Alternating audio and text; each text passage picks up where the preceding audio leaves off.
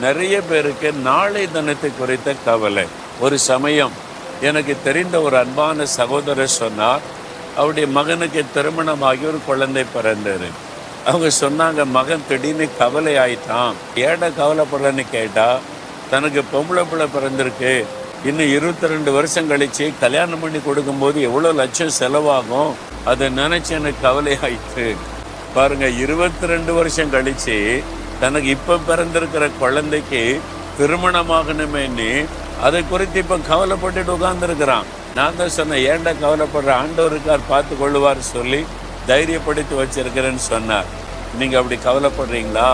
நாளைக்கு என்ன நடக்குமோ, நாளைக்கு எப்படி காரியம் முடியுமோ, எனக்கு அடுத்து என்ன நடக்குமோ நீ கலங்குறீங்களா? இயேசு சொல்லுகிறார், என் பிள்ளைகளே, நாளை தினத்துக்காக கவலைப்படாதுங்க. ஒவ்வொரு நாளும் உங்களை நடத்துவேன். பிறகு எதுக்கு நாளை தினத்துக்கு கவலைப்படணும்?